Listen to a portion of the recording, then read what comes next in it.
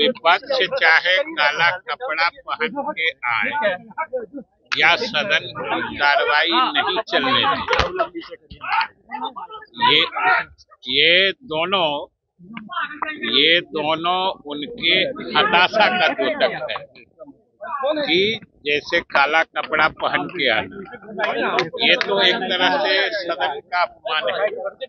सदन के नियमावली में लिखा हुआ है कि आमतौर पर सदस्य सदन के मर्यादा के अनुरूप परिधान पहन के आएंगे, इसलिए एक तो उसका कोई अर्थ नहीं है। और ये दोनों चीज जैसे सदन की कार्रवाई नहीं चलने देते हैं, तो ये तो आखिर जनता के हित के मुद्दों का ही नुकसान होता है अगर कार्रवाई चलती है। उस सदन में भी आपने देखा कि हम लोगों ने सरकार की तरफ से शासन को आग्रह किया था कि अगर वो लोग कोई बोलना चाहें तो बोले और सरकार की भी सुन लीजिए। वहां तो उसके लिए भी तैयार नहीं हुए। यहाँ सिद्दीकी साहब बोले तो हमने सरकार की तरफ से कहा है कि ये जो एसआईआर का मुद्दा है, सबसे पहली बात है कि बिहार सरकार से इसका कोई लेना देना नहीं है और सदन की नियमावली में अंकित है कि जो विषय राज्य सरकार के अधीन नहीं है उस पर सदन में विमर्श नहीं हो सकता है। कौन जवाब देगा? इलेक्शन कमीशन की तरफ से। दूसरी बात, जब राजद एवं अन्य सभी विपक्षी दल इसी मुद्दे को लेके सुप्रीम कोर्ट में याचिका दायर कर रखी है जो उच्चतम न्यायालय के विचाराधीन है, तब फिर उस मुद्दे पर यहाँ बहस करके क्या हो?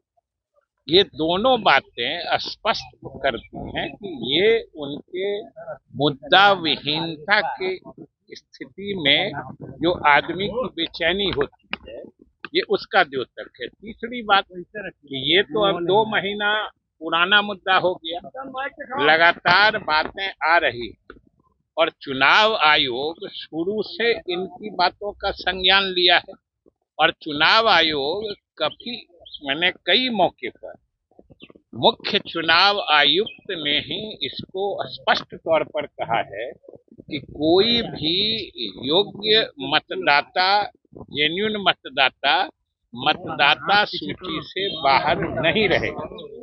जो चुनाव आयोग बार बार कह रहा है, ये बातें हमने सदन में भी कही है और हमने यह भी कहा है कि यह बिहार सरकार की भी चिंता है और बिहार सरकार भी इस बात को देखेगी कि इसका कोई भी बिहार का नागरिक जो मतदाता बनने की अर्हता रखता है, क्वालिफिकेशन रखता है, वो किसी हाल में मतदाता सूची से बाहर नहीं रहे। यह चुनाव आयोग भी कह रहा है, हम लोग सरकार की तरफ से भी यही चाह रहे हैं, जो कोई उचित या वाजिब या जेन्युइन मतदाता सूची से बाहर नहीं रहे।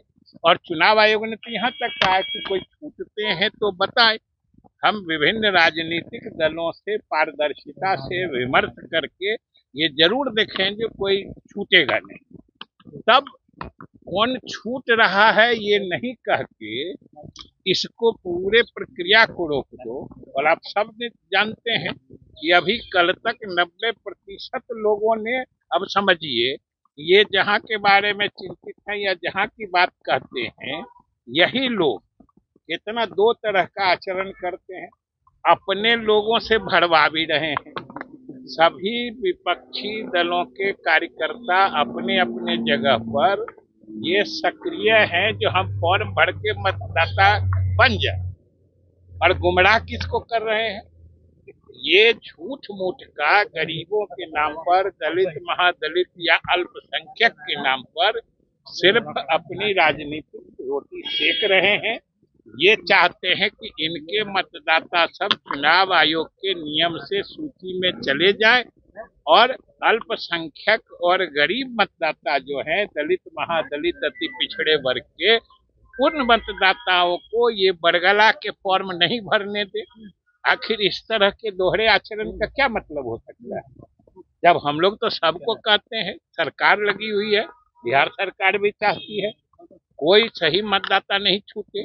तब अभी बीच में ही कौन छूट रहा है इसकी चर्चा नहीं करके पूरी प्रक्रिया रोक दो, ये क्या दर्शाता है? ये किनको जुड़वाना चाहते हैं? जब वह चुनाव आयोग कह रहा है कि आप बताइए कौन छूट रहा है, हम उसकी जांच करके आपको भी भरोसे में लेके हम उसका निस्तारण करेंगे। फिर बिना कोई उदाहरण लाए, बिना कोई जेन्युइन मतदाता जो छूट रहा है उसका नाम बताए, ये कहना जी इसको रोकिए, इसको रोकिए, इसको रोकिए, समझ में नहीं आता ही क्या चाहते हैं। और अपने सब बढ़वा रहे हैं, अपने भरवा रहे हैं, और अल्पसंख्यकों और गरीब जो अति पिछड़े दलित महादलित के मतदाता हैं, ये उनको गुमराह कर रहे हैं। जो तुम्हारे लिए हम रोक रहे हैं, मतलब इनके गफलत में आके वो अपना फॉर्म नहीं भरे। हालांकि उन लोगों ने बता दिया है कि हम आपकी चाल समझ चुके हैं, और वो लोग भी अपना सब फॉर्म भर चुके हैं। इसलिए इनकी चाल जनता में फेल कर गई है। तो अब ये आप लोगों के मीडिया के माध्यम से और सदन के माध्यम से अपनी राजनीतिक रोटी सेकना चाहते हैं।